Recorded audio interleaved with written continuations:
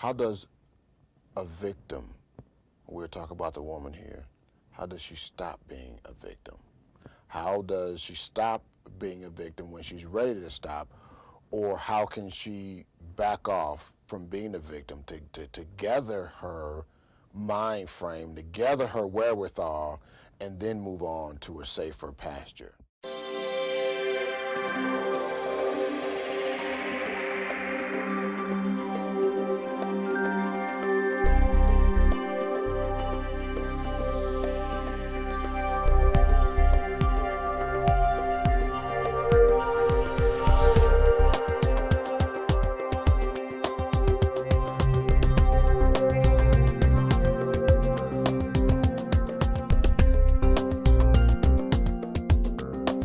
And welcome to Relationships. Our topic today is a very interesting topic. It's not about love. It's not about eros or chemistry or relationships per se. It's about abuse, both domestic violence as well as, you can be in abuse dating and you're not even married to the person and being verbally or physically abused by them. That's what today's topic is about. I was watching the news and listening to it, and it's seemingly on the rise are cases where women get fed up, and before you know it, they done shot the guy, they done murdered him, rolled him up in carpet, put him in the back of a truck, they done ran over him with their Mercedes, they done just went across the board. So with me today, again, I told you I was going to bring you back because I like, what we talked about last time. With me today is psychologist LaShawn Franklin, and we're going to get into this matter. What my question is a two-part question here. What's on a woman's mind when she decided to just go off and kill and commit murder, when in my mind thinking that why didn't she just leave? I understand that abusive relationships can actually serve both people. To the abuser, he's dependent, and to the abusee, the victim, codependent. So they kind of hang in there for a while. And so why don't she leave instead of committing murder? Just if she want to be done with it, just leave. That's a question. Secondly, what's on the man's mind to go to the point of hitting, slapping, punching, kicking, throwing down, both verbal as well as physical? Now, here's my theory. Now we'll get your professional feel. Dealing with the man first, I think that like it is in rape cases, if you've ever studied rape cases, you'll find out that from a psychological point of view, the man or boy that does the rape feels powerless at some point in his life. If you trace it all the way back, his sense of confidence was stolen.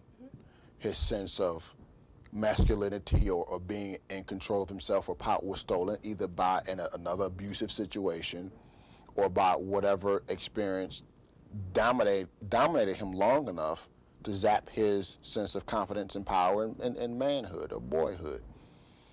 So then creeps in insecurity, yada, yada, yada.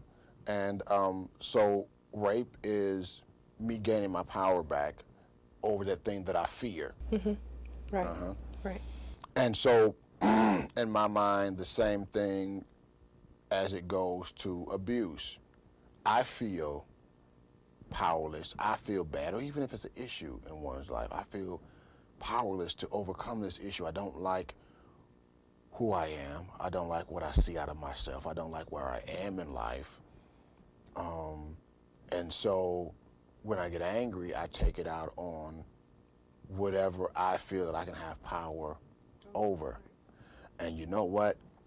The same thing follows true to an alcoholic. He feels power when he drinks because he has the ability to drink. That's his way of gaining power because it's something that he's doing that's causing a reaction that he has control to do, access to do.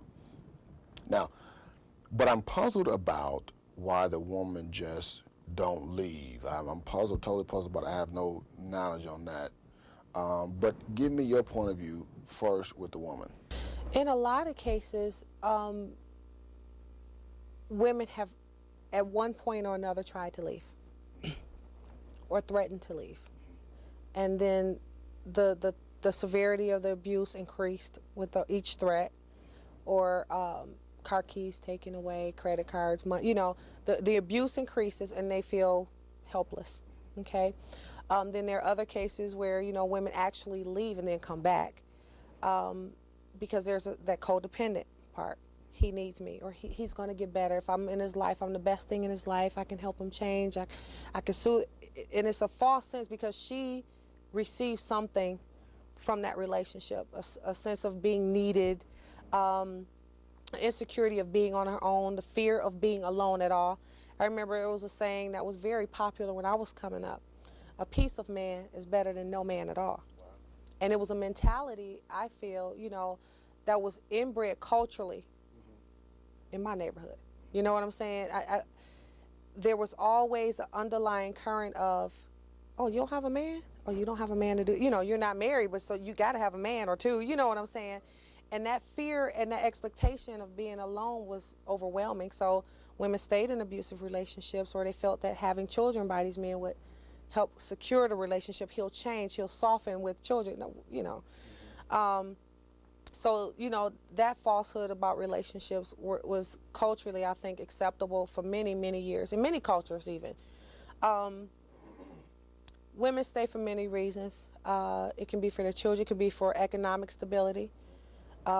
Maybe they haven't worked in a while, or they, you know, they're fearful about stepping out there on their own. They feel powerless, so, you know. So, but what happens from that moment when she said, I had enough, to the point that she murders? Because is she saying that I had enough when she hit that point, that high point, leaving, is she saying that leaving is just not enough? I think leaving is an afterthought.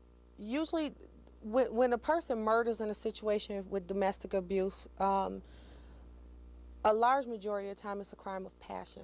It's like, okay, most of it, you know, it doesn't happen all the time when a man is sleeping, she sets the bed on fire. That's a little bit more premeditated. Usually it's when he's, you know, chasing after you, or he's drunk, or, you know, the situation is, and you snap.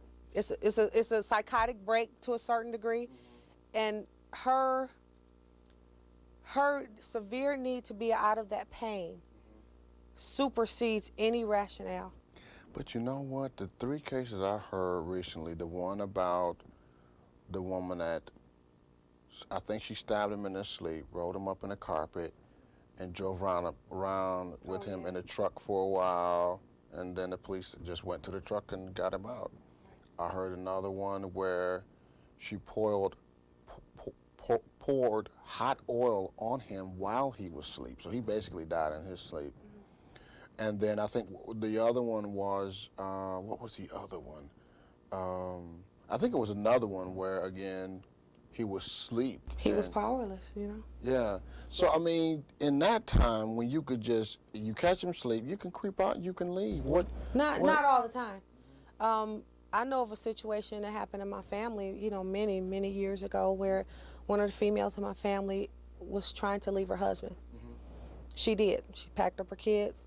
She left. Well, he knew the family, so he found her. Yeah, I hear about that. Yeah. She went back, you know, for a little bit, bided her time.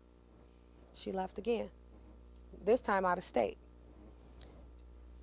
He was totally enraged. He was, you know, he called everybody trying to figure out where she was. Finally, he got a clue. I don't know how he found her. Her greeting when she opened the door, not knowing who it